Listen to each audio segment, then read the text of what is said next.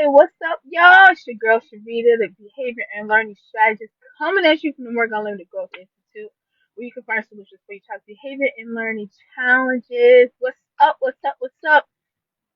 I am very excited today. So many things to talk about.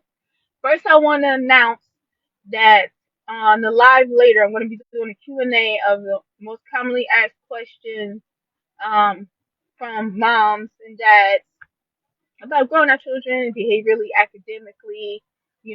I just have a couple. So if you have any questions, comments below, because I'm going to be answering them, and then you can also join and ask questions there. Now, uh, I'm going to be talking really quickly about um, why you should be quizzing your child every week. Okay? Why should you be quizzing your child every week? I'm going to be talking about that, but first I have an announcement I'm very excited about. Hey, Cheryl, good morning. Happy Saturday, honey. How you doing? How you doing? How's my champ doing? All right, I haven't seen Dayton in a long, long time, but tell him I said he still got the most swag right there. He still got the most swag. Cheryl, I got such a great announcement. I'm excited to talk about Maya. Um, and then we're going to talk about why kids, I feel that we should be testing our kids every week. All right. So Maya, um, I put her in a reading program because, hey girl, I put Maya in a reading program because she was in the kindergarten, but she was reading way above her grade level, and she's in my tutoring coaching program. She's been promoted twice. And then she was reading in kindergarten, of course. So they had a summer program, that reading program at Rutgers University, where I went to school. Okay, honey, where I went to school, and they have a reading program.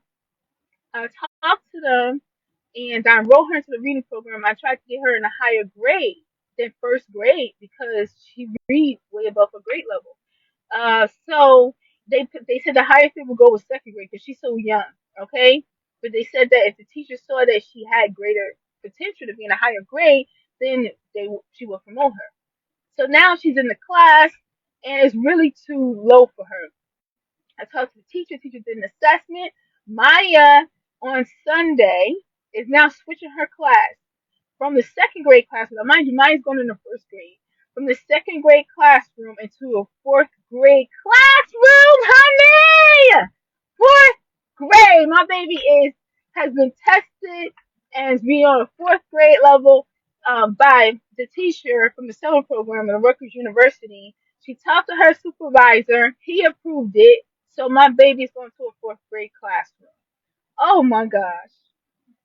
Oh my gosh. I'm so proud, so excited. You can Rutgers too. Hey, honey.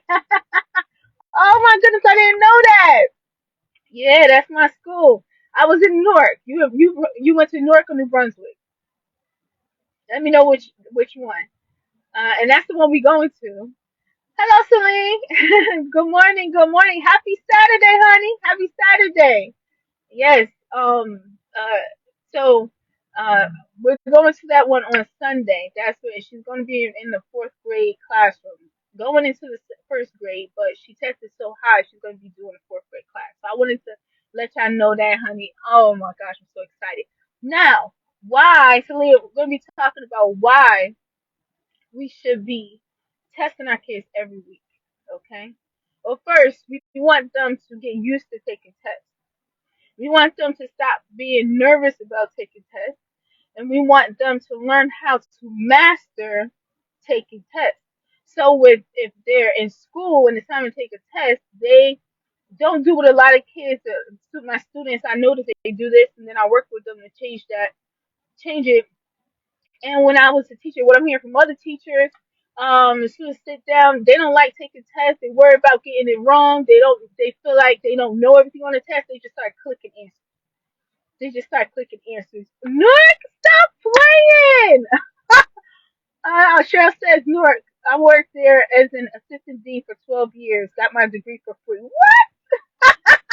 That's nice. Oh my gosh. We just realized, y'all, that we went to the same university, Rutgers, Newark. Oh, snap. We gotta talk. That's really dope. I love that. I love that. So yes, we definitely want them to not be sitting in class and just clicking anything, clicking through the answers so they can get it over with. I've done a lot, and I've talked about this before. That your child's assessment scores from school, their diagnostic scores, are not accurate because it doesn't accurately portray your child's mindset at the moment, if they did their best, if they felt like doing the test, if they're unfocused, so they really didn't read the question properly, if they wanted to just rush through it and leave. You know what I'm saying? Thank you. Cheryl says congratulations to Maya and you. Oh, thank you so much. I love it. I love it. I appreciate it. Thank you. So that doesn't really. So what we need to do at home is we need them to become masters at taking tests and quizzes. So I want to tell you what I'm doing in my program, and I advise you to do the same thing at home. As soon as they take these quizzes every week, and when they take the quiz, they look at the score. Everyone's goal is to get 100, right? But they don't worry about taking the quiz because they know whatever their score is, we're going to continue to study. We're going to find out what the weak areas are, and we're going to practice and study that.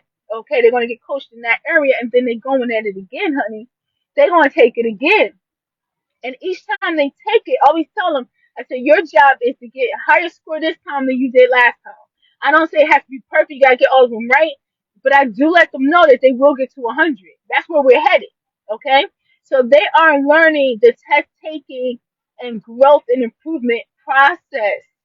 That's important for them to not feel like nervous about taking the test in the first place and not feel like they're going to fail and worry about that so they just give up, but really paying attention to it and doing their best, and then they be looking. My students love, and this is what do this at home.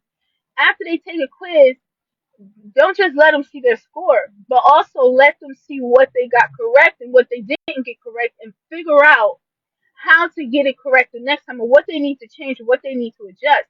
Not give them the answers and say, okay, remember this, but get them to think and figure out themselves so that when they retake the quiz or the test, whatever you give them at home, they are thinking at a higher level. They have grown since the last quiz and test.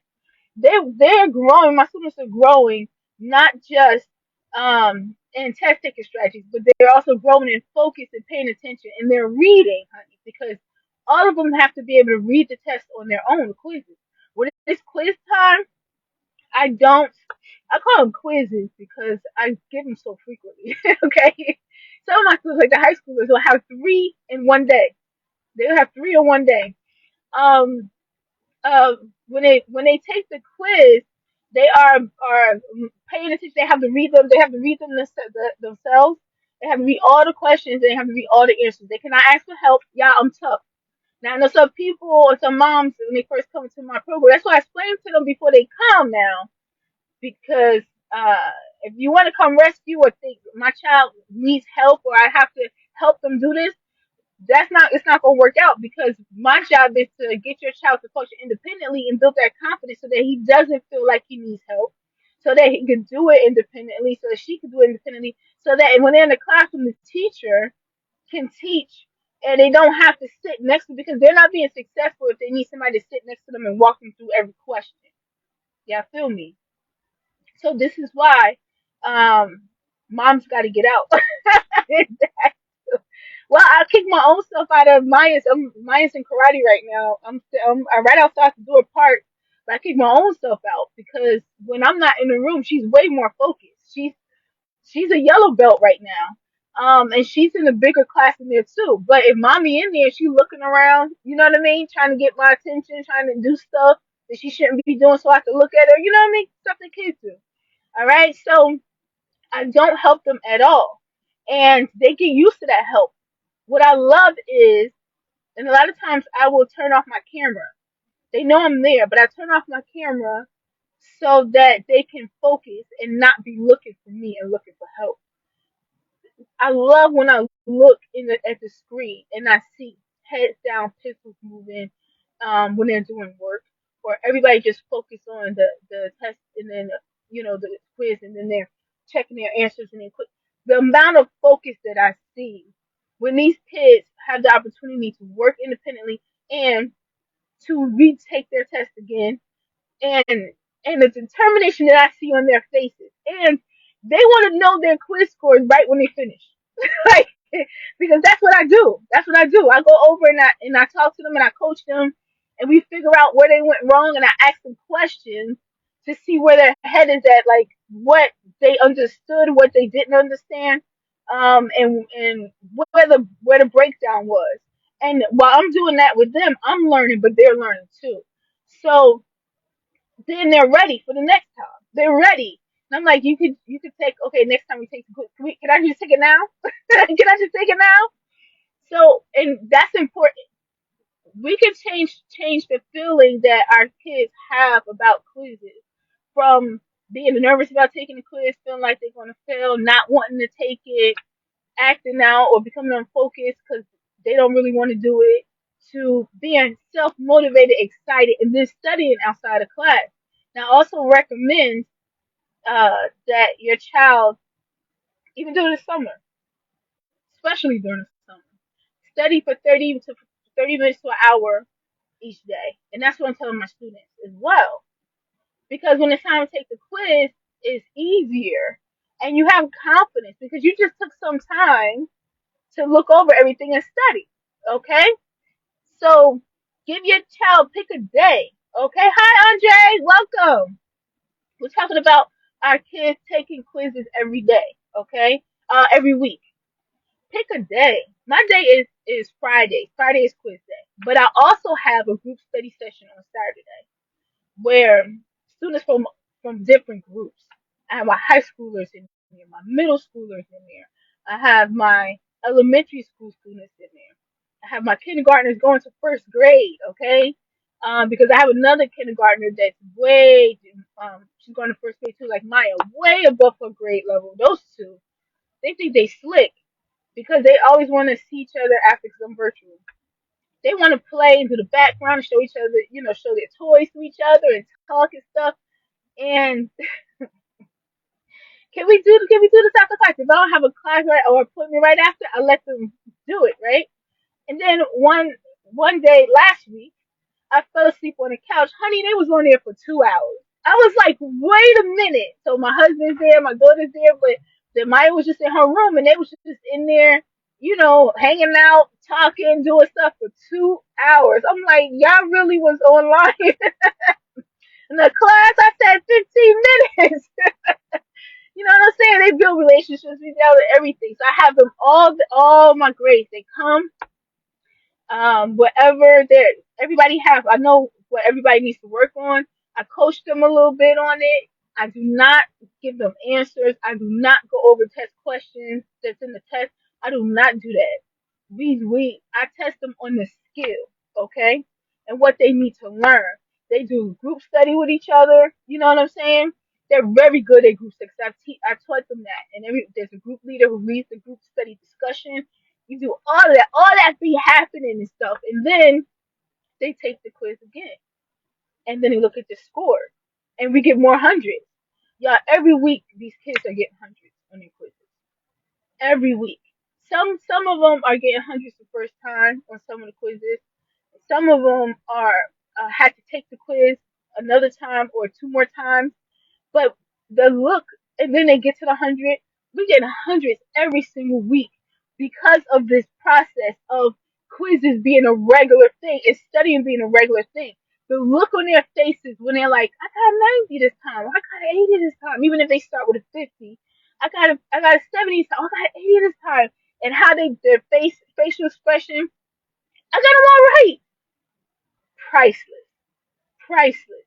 So if your child struggles with quizzes, and I got a few more minutes. They finish at 11:15.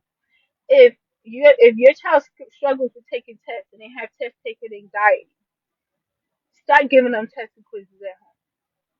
Have a day dedicated to taking quizzes, and have a day dedicated for study. But they should be studying every day for a while anyway. But have a day where they study. They have siblings. You know what I mean? Get all the kids together, have a group study session. They don't have to be the same age. My students aren't. Everybody just studying, everybody just practicing, everybody just helping each other out. You know what I mean? And then have them retake it, have them get used to that, so that they can get comfortable with and confident about taking quizzes and tests. They'll master it. They'll be like, man, this is nothing. I got this. And they'll start talking junk. You know what I'm saying? They'll start talking junk. Now, do you have the same will they have the same situation in school? Will they be able to get their quiz score right away? Will they be able to take it over and over till they get it? No, it's not going to be the case. But that's you don't have to do it like the school. And remember, your child is hello. Okay, we back. Lost out for a second. Your child is learning how to focus more. Open the window. I don't know if they did anything. Your child is learning how to focus more. Your child is learning how to pay attention to detail. Your child is learning how to go after that A. Your child is learning how to put effort into every single question on the quiz or the test. Your child is learning how to do their best. Your child is learning how to do better than they did the last time. You understand? That's going to affect them when they go into school, when they sit down and they take a quiz, they do some classwork assignments. They're going to be wanting to know their grades. You know what I mean? When the teacher gets the grades in, it's definitely going to happen. And that's the whole purpose of this whole thing. We work with our kids at home to improve them and their behavior and focus and learning math, literacy. We equip them with everything that they've been missing for years. They should have had already. We're doing this at home, honey, and then we send them to school equipped for success. And when we do that, we commit to that. Then we end up having a child that's performing above their grade level, even if they used to struggle or they were performing below grade level. We end up having our children drop their IEPs. I'm big, man. I'm serious about that. I'm serious about transitioning kids out of needing special education services. That's what we do here. I have many students who have uh, dropped the need for the accommodations that they get from the IEP, and now we're in the meeting discussing: do they even need an IEP anymore? Do they need to be in a co-taught classroom anymore? You know what I'm saying? We're fixing we're eliminating that, okay? Because once your child can focus, once your child can take tests on their own, they don't need people to read the questions for them. Once your child has self control, once your child is good with studying and doing their classwork and homework, once your child learns respect for adults, following directions the first time, okay, and function independently, why would they need an IEP? Unless they have some real, you know what I mean? Um, and it's more medical. Why would they need an IEP for these accommodations? So if that's what you want, start working it done from home or message me. Send me a message because we're still accepting new students. And with my students, when they go back to school, woo, it's going to be a game changer this year, okay? And we have a lot of changes that we're doing in the program that when I put on them, they would come fighting and like, oh man. But now it's going down like James Brown. Just want to thank y'all for hanging with me today. I'm going to be on live tonight doing Q&A for commonly asked questions from moms and dads who have kids who have focus issues or they struggling in school. You know what I mean? Have behavior challenges and also questions about my program. I'm gonna be doing that tonight at 6:30 Eastern time, Eastern Standard Time. I'm in New Jersey, representing New Jersey. Right, Cheryl? We went to the same school. Oh my gosh, I did not know that. My tuition wasn't free though. My tuition wasn't free. Oh my goodness, that's amazing. Yep, North New Jersey, my hometown where I was born. I also went to school there. I also was a mental health specialist there, and I also was a special education teacher. North New Jersey, that's my heart. Okay, y'all. All right. Love y'all so much. Have a beautiful day. Do not forget your self care while you're out here changing your children's lives. All right. All right. Love y'all so much. Believe in yourself. Believe in your child, honey. And always remember that growth is unlimited. Peace.